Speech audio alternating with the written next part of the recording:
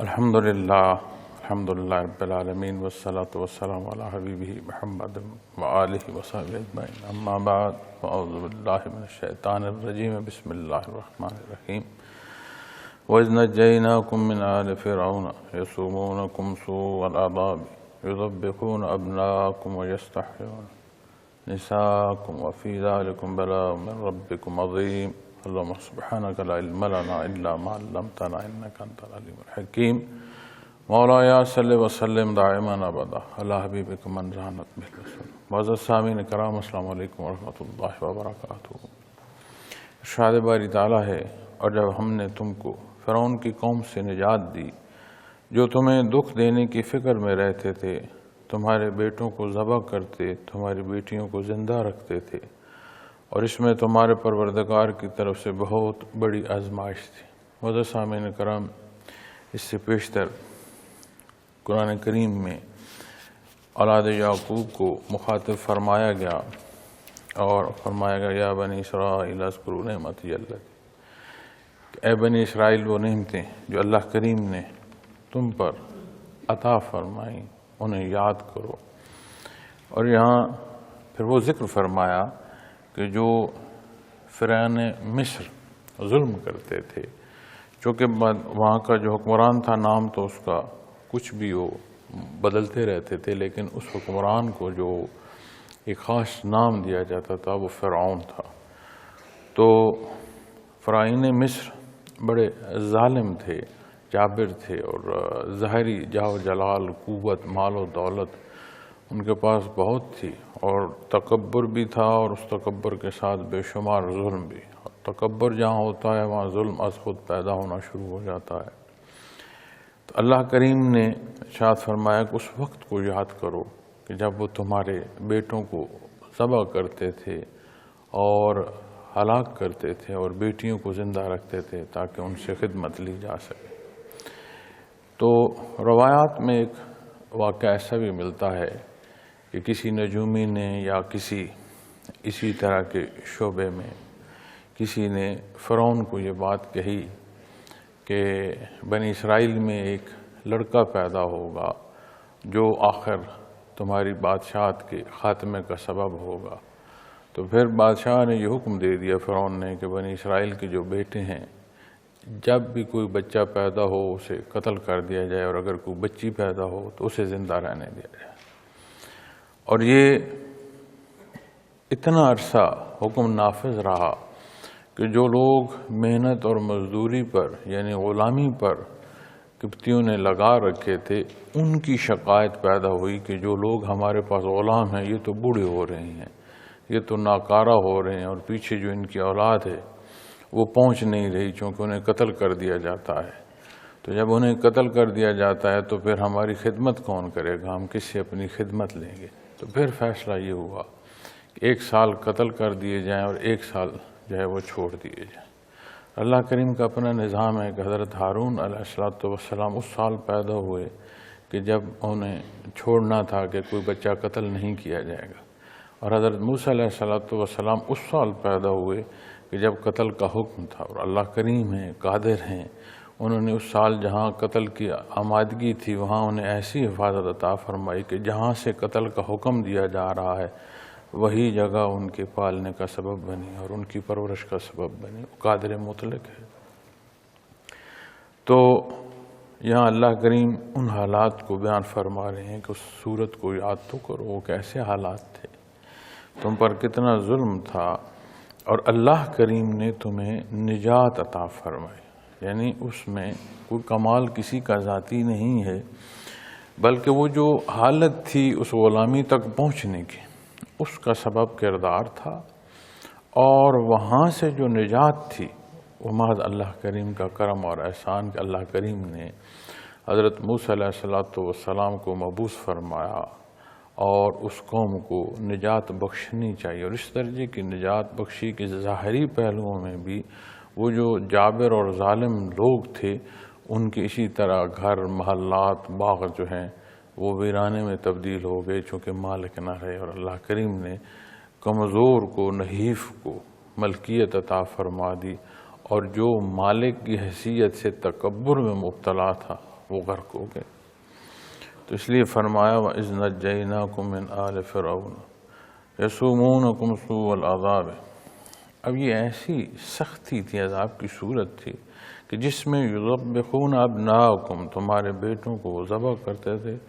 ویستحیون نساءکم، اور تمہاری بیٹیوں کو زندہ رکھتے تھے، وفی ذالکم بلاء من ربکم عظیم،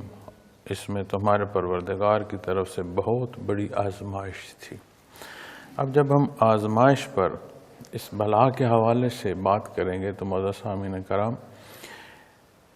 اس کے نزول پر بالکل اس کی صورت ایسی ہوتی ہے، سختی کے نزول پر، تکلیف کے نزول پر، جیسے بارش برس رہی ہو۔ اب جب بارش برستی ہے تو جس زمین میں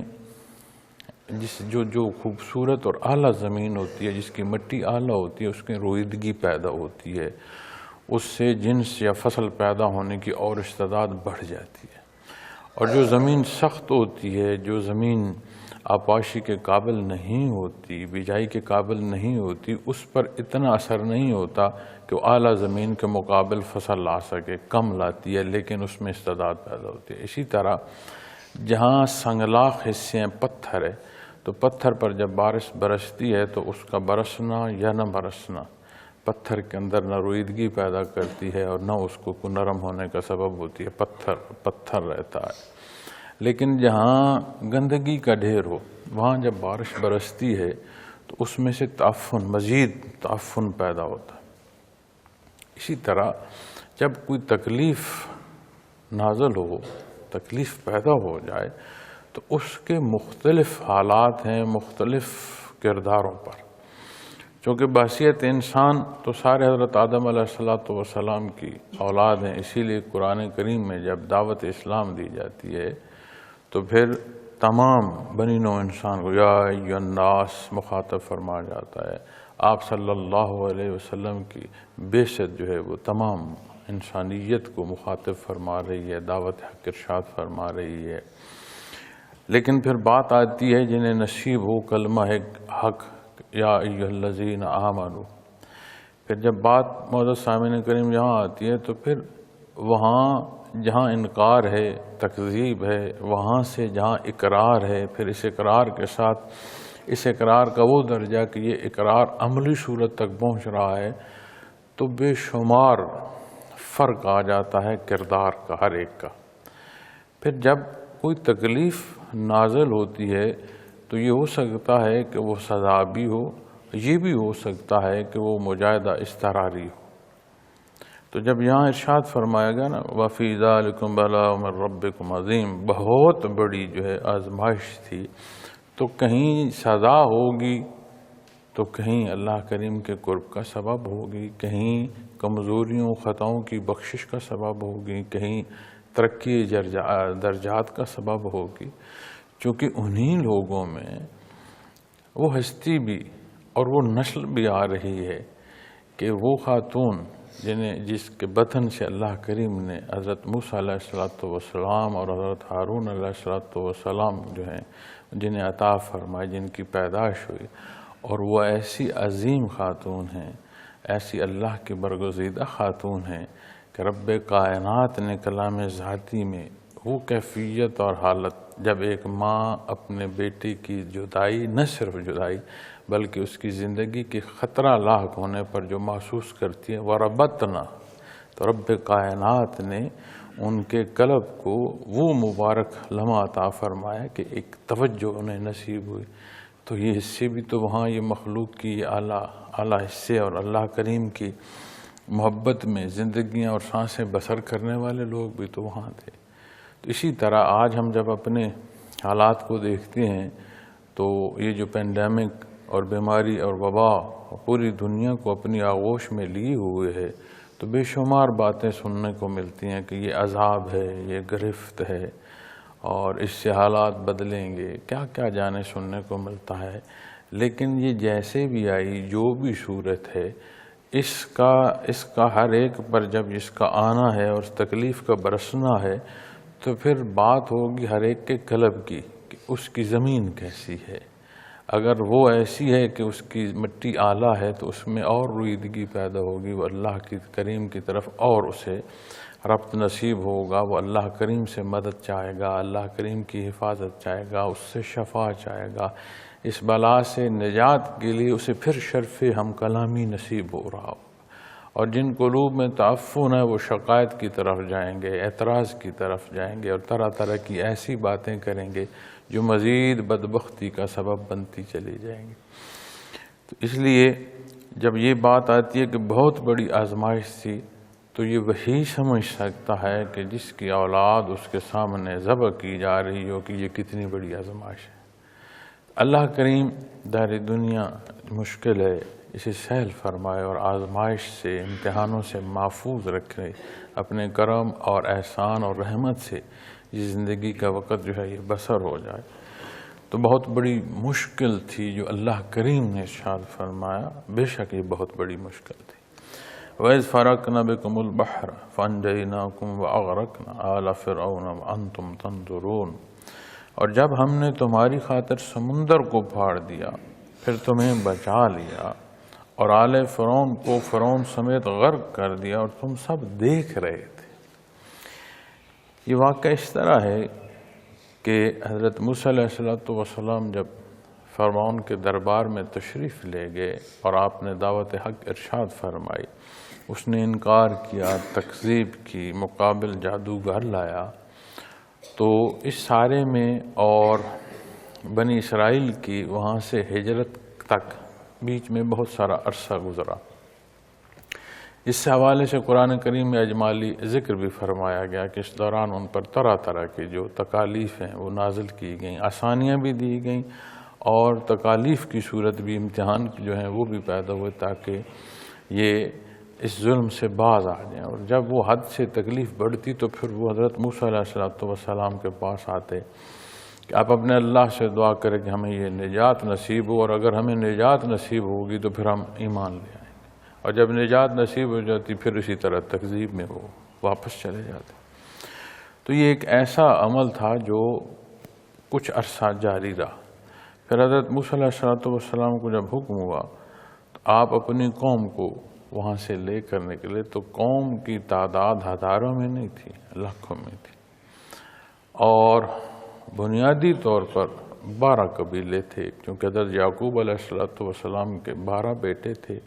تو انہی 12 بیٹوں کی نسل سے 12 قبیلے جو ہیں قرآن کریم میں جہاں پانی کے حوالے سے بیان فرمایا گیا ہے کہ پتھر پر آپ عصا ماریں تو اس میں سے چشمے پھوٹ آئیں گے، تو وہاں 12 قبیلوں کے حوالے سے بھی ذکر موجود ہے۔ آپ علیہ السلام انہیں رات لے کر نکل آئے۔ مختلف اور جو ہیں وہ باتیں اور اندازے ایسے بھی روایات کے ملتے ہیں کہ وہاں کوئی ایسا مسئلہ یا ایسے معاملات تھے کہ وہ قبطی جو ہیں وہ اس میں مصروف رہے، انہیں صبح جب خبر ہوئی تو پھر انہوں نے اس تدارک کی کاوش کی۔ بہرکیف آپ علیہ السلام وہاں سے سفر کر کے نکل آئے، تو جب پیچھے خبر ہوئی تو انہوں نے ہر طرف ہرکارے دوڑائے اور اپنی فوج، جس کی تعداد روایات میں لگ بھگ 7 لاکھ ملتی ہے۔ اب آپ غور فرمائیں کہ 7 لاکھ نفوس جہاں ہوں وہ کتنی آبادی ہوگی،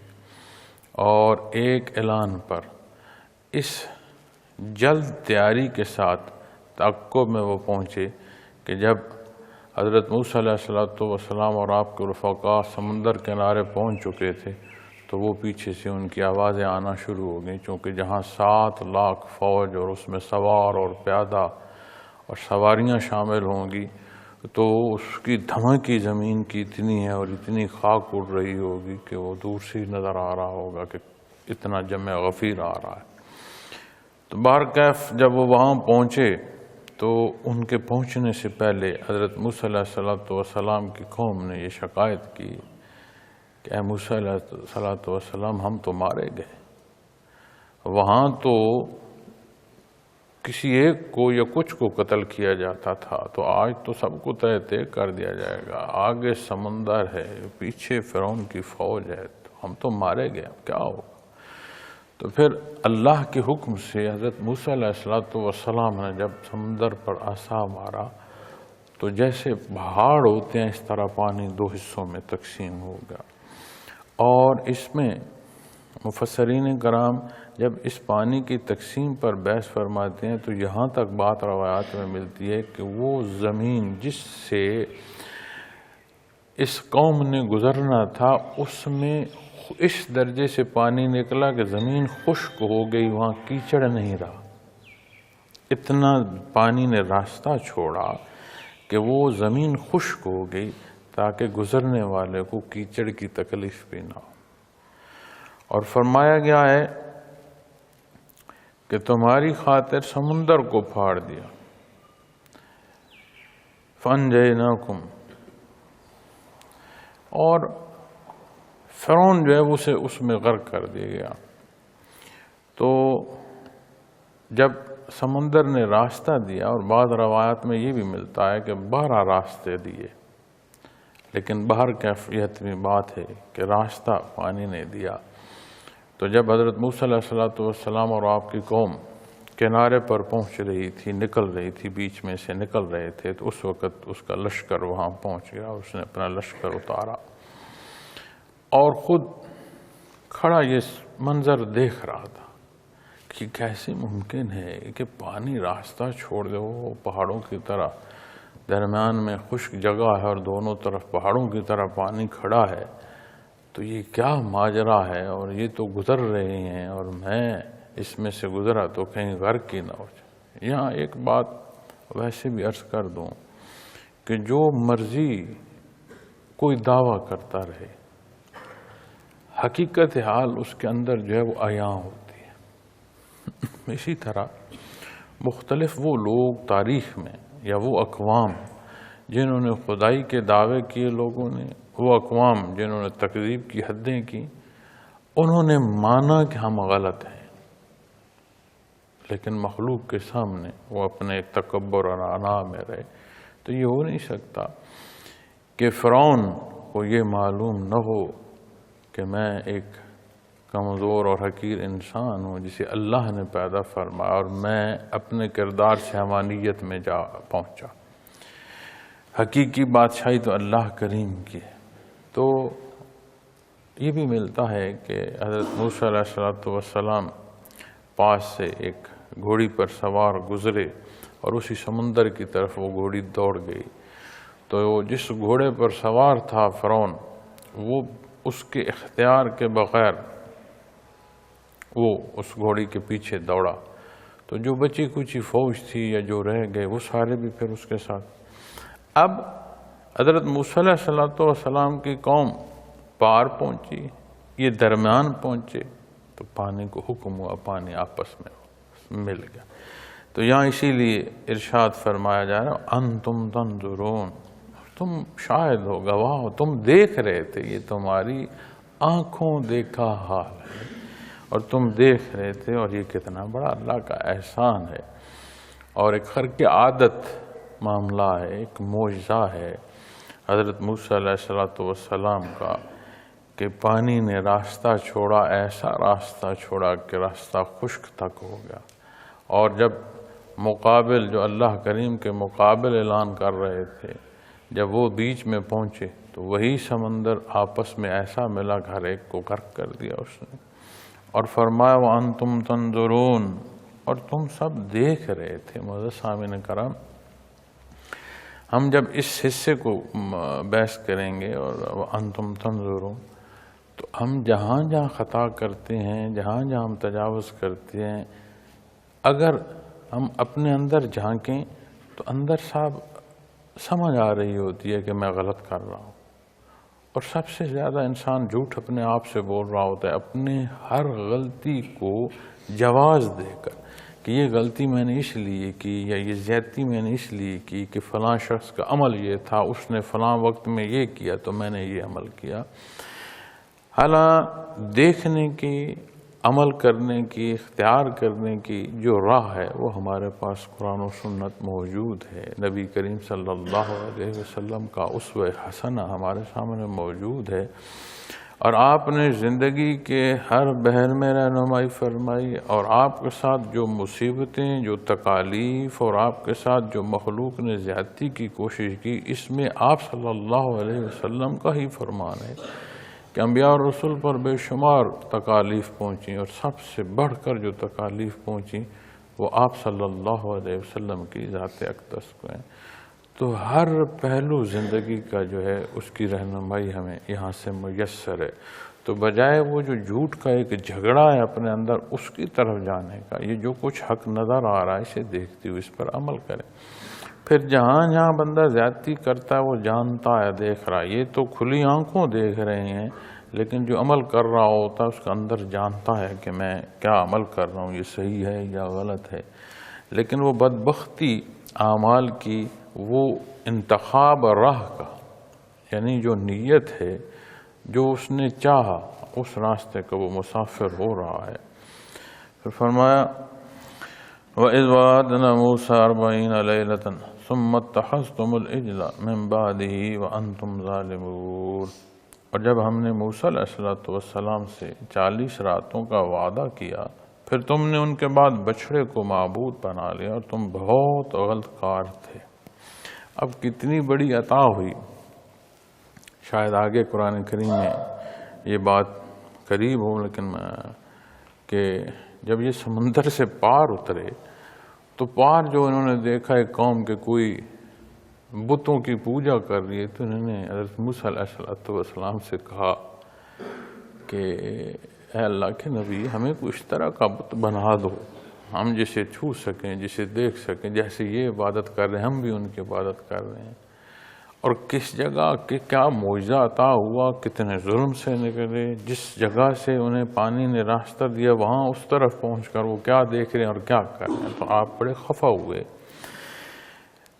تو پھر جب آپ علیہ السلام کو اللہ کریم نے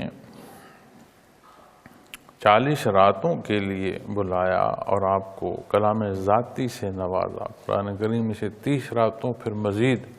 10 راتوں کا ارشاد فرماتا ہے۔ روایات میں یہ بھی ملتا ہے کہ آپ نے 40 جو ہیں وہ روزے بھی رکھے، اور اسی 40 کے لفظ سے عموماً جو اجتماعات ہوتی ہیں مذہبی، اس میں ایک چلے کا یا 40 دنوں کا جو ایک دینی پہلو میں عبادت کے حوالے سے ایام کا مقرر کرنا بھی ملتا ہے، وہ بھی یہاں سے لیا جاتا ہے۔ تو فرمایا اور جب ہم نے موسیٰ علیہ السلام سے 40 راتوں کا وعدہ کیا، پھر تم نے اس کے بعد بچھڑے کو معبود بنا لیا۔ تو سامری نام کا شخص بنی اسرائیل میں تھا، اس نے حضرت جبرائیل امین کی جو سواری ہے، وہ جہاں قدم پڑا وہاں اسے وہ سواری نظر آئی یا آپ کی واپسی نظر آئی، تو جہاں قدم تھے وہاں کی گھاس اس نے اٹھائی۔ اور یہ سوال جواب حضرت موسیٰ علیہ السلام نے جب واپسی پر بات کی تو قرآن کریم میں بھی یہ بات ملتی ہے۔ تو اس نے کیا کیا کہ جتنے زیورات تھے انہوں نے جمع کر کے پگھلا کر ایک بچھڑے کی شکل بنائی، اور اس نے وہ گھاس ڈالا۔ اب ایک ہونک سی آواز پیدا ہوتی تھی اس میں سے، اس کے علاوہ کوئی بات یہ کہہ سکتا ہے کہ وہ کچھ سنتا تھا یا کسی بات کا جواب دیتا تھا یا کسی مسئلے کا حل بتا رہا تھا، یعنی کسی طرح کی کوئی رہنمائی وہ بچڑا نہیں کر رہا تھا۔ وہ بچڑے کا حلیہ ہے اور ایک ہونک سی اس میں سے آواز آتی ہے۔ تو بچڑے کو انہوں نے معبود بنا لیا اور اس کی عبادت میں لگ گئے کہ یہی ہے۔ اور حضرت ہارون علیہ السلام نے جتنی بھی روکنے کی کوشش کی، آخر وہ اتنا متشدد رویے پر اتر آئے کہ وہ جو سامری جادوگر کے ساتھ شامل ہوئے کہ یہ خدشہ ہو گیا کہ وہ آپ کو قتل ہی نہ کر دے۔ اور یہ کیا ہے کہ تمہارے لیے اللہ کریم نے حضرت موسیٰ علیہ السلام کو کوہ طور پر بلایا، آپ کو کلام ذاتی سے نوازا، اور اس کلام ذاتی میں وہ احکامات جو آپ کی قوم کو اللہ کریم عطا فرما رہے ہیں کہ تمہاری زندگی کے اصول کیا ہیں اور تمہاری عبادات کے جو معاملات ہیں وہ کیا ہیں۔ اور یقیناً حضرت آدم علیہ السلام سے لے کر نبی کریم صلی اللہ علیہ وسلم کی ذات اقدس تک جو ایک بنیادی خبر ہے وہ تو ایک ہے، احکام کا فرق۔ اب جہاں بات خبر کی آئے گی تو جہاں وحدانیت باری تعالیٰ کا کرم اور احسان انہیں بیان فرمایا گیا، وہاں زندگی کی وہ روش جہاں پر اختتام ہونا ہے کہ جو آخرت ہے، حساب کتاب ہے، روز محشر ہے، تو ایک پورا مربوط نظام زندگی اور اس کے نتائج اللہ کریم عطا فرما رہے ہیں انہیں، جو نسلاً بعد نسل غلام تھے اور جن پر ظلم کرنا جو ہے اسے ظلم بھی نہیں سمجھا جاتا تھا، تو انہیں کیسے نجات دی، کتنے ظالم مخلوق سے نجات دی، کیسے خرق عادت معاملات پیش آئے، کیسے معجزات کھلی آنکھوں دیکھے۔ اور پھر جب آپ علیہ الصلوۃ والسلام 40 رات کے لیے تشریف لے گئے اور پیچھے اپنے بھائی کو چھوڑا جو اللہ کے نبی ہیں، جن پر یہ اللہ کا احسان ہے کہ اللہ کریم نے انہیں بھی نبوت سے سرفراز فرمایا، اور وہ جب روکتے ہیں تو یہ مقابل اس شدت میں ہیں کہ یہ چاہتے ہیں کہ انہیں قتل ہی کر دیں۔ تو اللہ جل شانہ نے جہاں انعام کا ارشاد فرمایا وہاں پھر یہ بھی فرمایا کہ تمہارے لیے احکامات شریعہ عطا فرمائے جا رہے ہیں اور تم کیا کر رہے تھے۔ اور یہاں جہاں بیان فرمایا جا رہا ہے، یہ مدینہ منورہ میں جو یہود ہیں وہ طرح طرح کے انداز اختیار کرتے تھے مخالفانہ، ایسی ایسی باتیں، ایسے ایسے اعتراضات گھڑتے تھے کہ وہ کفار میں پھیلائے جائیں تاکہ مسلمانوں پر وہ اعتراضات کیے جائیں، مسلمان ہونے سے لوگ گریز کریں کہ یہاں تو یہ بھی اعتراض ہے، یہاں تو یہ بھی اعتراض ہے، اور جو کلمہ حق پڑھ چکے ہیں ان کے دلوں میں تاکہ کوئی لرزش پیدا ہو کہ کہیں ہم نے غلطی تو نہیں کر۔ تو اللہ جل شانہ نے فرمایا کہ تم اپنے آباء و اجداد کو تو دیکھو، کہاں سے تم میں اللہ کریم نے نجات بخشی، کیا انعام فرمایا، کہاں کیسے حالات میں تم شام سے مصر منتقل ہوئے کہ کھانے کو اناج نہیں۔ اللہ نے اس قوم میں نبوت بھی عطا فرمائی، بادشاہت بھی عطا فرمائی، اور جہاں دانے لینے پہنچو رب کائنات نے وہاں کا ظاہری اختیار بھی تمہیں عطا فرمایا، اور تم نے وہ اللہ کریم کی عطا چھوڑی، انعام چھوڑے، اس کی وہ حقیقت جو قرب الہی کی طرف لے جانے کے حصے ہیں انہیں چھوڑا، اور وہ چھوڑ کر تم دنیا میں محو ہوئے، اور پھر تم اس دنیا کے اس حصے تک پہنچے گرتے گرتے کہ محکوم ہو گئے اور تم ذلیل ہو گئے، مشکلات میں پڑ گئے۔ اس نے پھر تمہیں سنبھالا، اپنا محبوب نبی اور رسول اولو العزم تم میں مبعوث فرمایا، تمہاری رہنمائی فرمائی، تمہیں نجات بخشی۔ ایسا ہوتا نہیں کہ سمندر چھڑی سے راستہ دے دے، تو اس نے تمہیں کیسے طریقوں سے نجات دی، اور پھر تمہاری تربیت کے لیے، تمہاری زندگی کی آسانیوں کے لیے، تمہاری آخرت کی تعمیر کے لیے جو نظم، جو حصے، جو رہنمائیاں عطا فرمانے کے لیے حضرت موسیٰ علیہ السلام کو 40 رات کے لیے بڑا پیچھے تم نے یہ کیا، اور تم نے بچھڑے کو معبود بنا لیا، وَأَنْتُمْ ظَالِمُونَ، اور تم بہت غلط کار تھے، جیسے فرمایا نا پہلے وَأَنْتُمْ تَنْظُرُونَ، اور تم یہ سب دیکھ رہے تھے اسی وزن پر، جب یہ زیادتی انہوں نے کی تو اسی وزن پر یہ بات بھی وَأَنْتُمْ ظَالِمُونَ، اور تم بہت غلط کار تھے، یعنی اس غلطی کا ارتکاب خواہشات ذاتی ہے، اس کا کوئی حقیقت سے تعلق نہیں، اور جہاں کوئی غلطی کی جاتی ہے معزز سامعین کرام، وہ کسی شے کے اس کے اصل مقام سے ہٹنا اسے ظلم کہتے ہیں، اور عدل جو ہے یہ لفظ ظلم کے مقابل آئے گا کہ کسی شے کا عین اپنے مقام پر ہونا عدل ہے، اور کسی شے کا اپنے مقام سے عین اپنے مقام سے ہٹا دینا یہ ظلم ہے۔ تو جو اللہ کریم نے تمہیں عدل کا راستہ عطا فرمایا تھا، جو تمہیں ایک زندگی کی خوبصورتی عطا فرمائی تھی، انتم ظالمون، اور تم بہت غلط کار تھے، یعنی تم نے غلطی کی، ظلم کیا اور اس حق کو چھوڑ دیا۔ ثم عفونا عنکم من بعد ذلکم لعلکم تشکرون، پھر اس کے بعد بھی ہم نے تم کو معاف کر دیا تاکہ تم شکر کرو۔ معزز سامعین کرام، جیسے میں پہلے عرض کرتا آ رہا ہوں کہ انسان جانتا ہے کہ جہاں جتنا وہ تجاوز کر رہا ہے، تو یہاں اس آیہ کریمہ میں جب یہ ارشاد فرمایا اور پھر اس کے بعد بھی ہم نے تم کو معاف کر دیا، لعلکم تشکرون، تاکہ تم شکر کر سکو۔ نبی کریم صلی اللہ علیہ وسلم کی خدمت میں ایک صحابی رسول نے عرض کی کہ یا رسول اللہ صلی اللہ علیہ وسلم، اپنی کمزوری کے حوالے سے، اپنی غلطیوں کے حوالے سے وہ چاہتے تھے کہ ایسی صورت ہو کہ غلطی ہی نہ ہو۔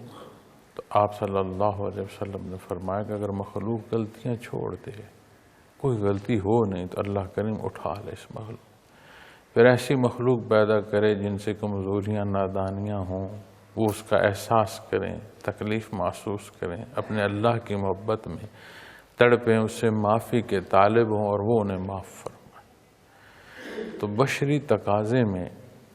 غلطی کا ہو جانا اور بات ہے، پھر غلطی کو روش بنا لینا یہ اور بات ہے۔ اب جب بات ہم حضرت موسیٰ علیہ السلام کی قوم کی کر رہے ہیں، ان کے ظلم کی کر رہے ہیں، ان کے بچڑے کے معبود بنانے کی کر رہے ہیں، تو اسے جب ہم اپنے اوپر نافذ کر کے دیکھیں گے تو جو اللہ کریم کو ہم مانتے ہوئے مخلوق سے اپنی ضروریات کو منسوب کر رہے ہیں کہ فلاں شخص سے تعلق ہوگا تو میری حفاظت ہوگی، فلاں شخص سے تعلق ہوگا تو میری روزی جو ہے اس میں اضافہ ہوگا، میں محفوظ ہوں گا، میری عزت ہوگی، میرا نام ہوگا، اور جو اللہ جل شانہ کی ذات کا ماننا ہے کہ وہ رازق ہے، عزت اور ذلت اس کے دستے قدرت میں، ہر شے کا وہ مالک ہے، تو دنیا کا سبب کرنا اور بات ہے، اور دنیا کو کل جان لینا معزز سامعین کرام اور بات ہے۔ اب انہوں نے بچڑے کو معبود بنایا، اور ہم کیا کرتے ہیں، بڑی شکایات ہوتی ہیں ہمیں کہ نظام حکومت پر ہمیں اعتراضات ہیں، اور یقیناً ہیں، بے شمار غلطیاں ہیں، یقیناً غلطیاں ہیں، مہنگائی ہے، کوئی شک ہے نہیں کہ حد درجے کی مہنگائی ہے کہ اب اس وقت جو ہے گزارا مشکل ہو گیا ہے مخلوق کا، لیکن کبھی ہم نے غور کیا کہ اس نظام حکومت کی تعمیر میں جب ہم اپنا حصہ ادا کر رہے ہوتے ہیں، اپنا کردار ادا کر رہے ہوتے ہیں جو ایک پرچی کی صورت میں ہوتا، ہم کیا دیکھتے ہیں؟ کبھی ہم نے یہ دیکھا کہ یہ آدمی بعمل مسلمان ہے، کبھی ہم نے یہ دیکھا کہ یہ انصاف پر زندگی بسر کرنے والا انسان ہے، کبھی ہم نے یہ دیکھا کہ اس کی زندگی کی روش کیسی تھی، وہ کس روش پر اس نے زندگی بسر کی، جب اس کے پاس اختیار آئے گا تو وہ اپنے اختیار کا استعمال کس طرح کرے گا، اسی طرح کر رہا ہوگا جس طرح وہ روش زندگی کی بسر کرتا ہوا آ رہا۔ ہم کیا دیکھتے ہیں؟ ہم دیکھتے ہیں کہ جہاں کہیں مجھے ضرورت پیش آئی، کیا یہ میرے کسی کام آ سکے گا کہ نہیں آ سکے گا؟ میری کوئی غمی خوشی ہوگی تو اس میں کیا یہ آئے گا کہ نہیں آئے گا؟ کل مجھے اگر کہیں پولیس سے کوئی خوف کی صورت پیش آ جائے تو کیا یہ مجھے چھڑا لے گا کہ نہیں چھڑا لے گا؟ اب وہ بندہ بھی یہ سوچ رہا ہے جس نے ساری زندگی کوئی ایسا جرم کیا ہی نہیں کہ جس پر پولیس اسے گرفت کرے کیونکہ اس کی حیثیت اتنی کمزور ہے،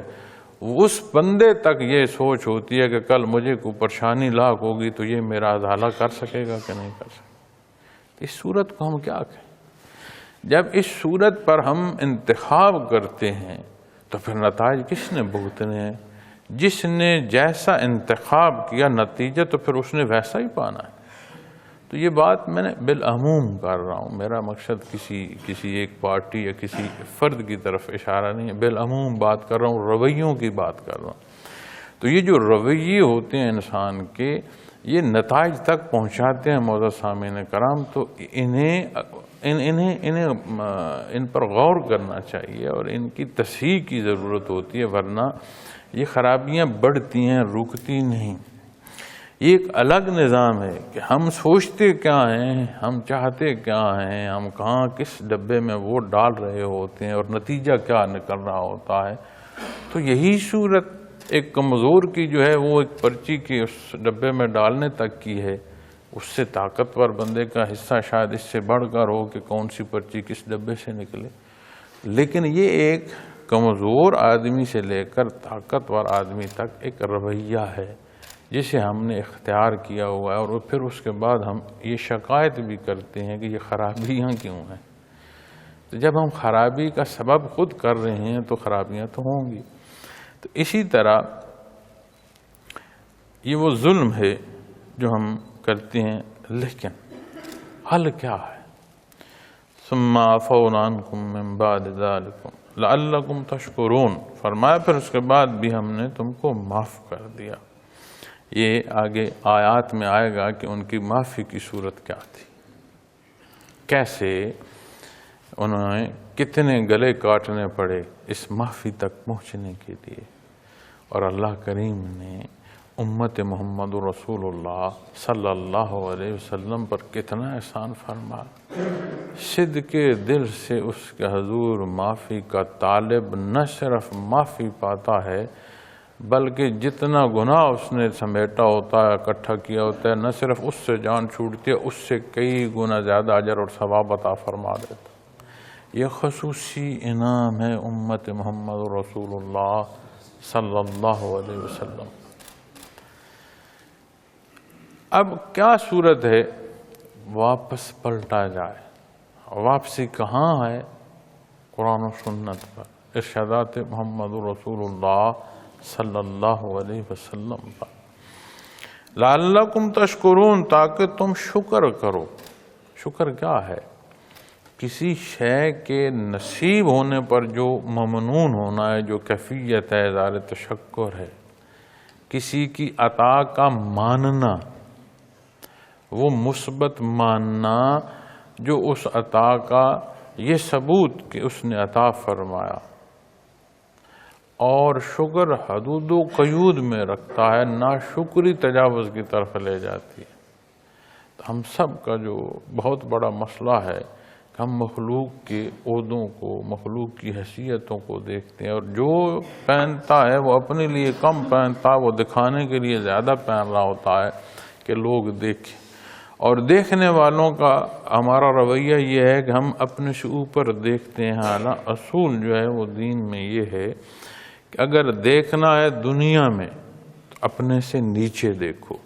تو بے شمار مخلوق نظر آئے گی، تو پھر شکر ادا کرو گے کہ میرے پاس کیا کچھ ہے جو ان سب کے پاس نہیں ہے۔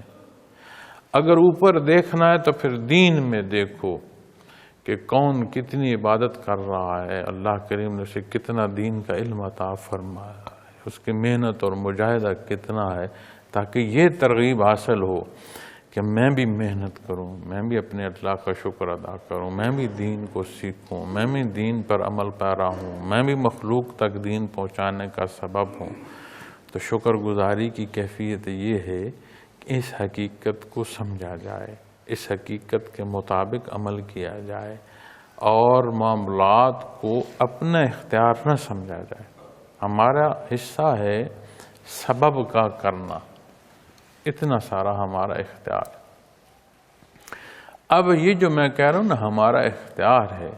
اس اختیار میں بھی وہ کچھ ہی ہے جو اللہ کریم چاہتے ہیں ہم نے اپنی نیت پر اس طرف کی جو ہے روش اختیار کی۔ چونکہ جب وجود کی بات آئے گی تو وجود کس کا ہے، کس کی دی گئی قوت سے وہ حرکت کر رہا ہے، جس شے کی طرف جا رہے ہیں اس کا مالک کون ہے، کس نے اسے پیدا فرمایا، تو ہر شے اللہ کی طرف منسوب ہو جائے گی۔ وہ جو اختیار ہمارا کہ کس راہ کا انتخاب کر رہے ہیں، اس پر پھر نتائج مرتب ہوتے ہیں معزز سامعین کرام، اور وہ بڑا غفور الرحیم۔ اس نے ہر شے دی، لقمہ اٹھاؤ اس سے پہلے اگر بسم اللہ الرحمن الرحیم اس کا نام لے لو تو کیا جاتا ہے، کتنی برکات اس ایک لقمے میں وہ پیدا فرما دے گا۔ پھر اس لقمے کے بعد الحمدللہ، اے اللہ تیرا شکر ہے تو نے عطا فرما۔ زبان جلتی ہے ہمارا یہ کہتے، دنیا کی معرفت میں ہم سجدے تک پہنچ جاتے ہیں لوگوں کے شکر گزاری میں، اور ہمیں تکلیف ہوتی ہے یہ کہتے ہوئے کہ اس کے نام سے ابتدا ہے اور اس کا شکر ہے، ابتدا و انتہا اس کے نام سے، اور وہ ایسا غفور الرحیم ہے، وہ عطا فرما رہا ہے، نہ صرف اس پر کہ کوئی افزانہ لے، اس شکرانے پر وہ اور راضی ہوتا ہے، دنیا میں بھی ترقی دیتا ہے، دنیا میں بھی بڑھوتی دیتا ہے، اور آخرت کی اس شکرانے سے تعمیر فرما رہا ہے کہ تجھے اس شکرانے پر آخرت کی عطا۔ اور نبی کریم صلی اللہ علیہ وسلم کا فرمان ہے کہ بندے مومن کی زندگی بھر میں کوئی ایک تسبیح اسے شرف قبولیت نصیب ہو گئی تو اس کی بخشش کے لیے کافی ہے۔ ہم نے کبھی غور کیا کہ صبح جب ہم اٹھے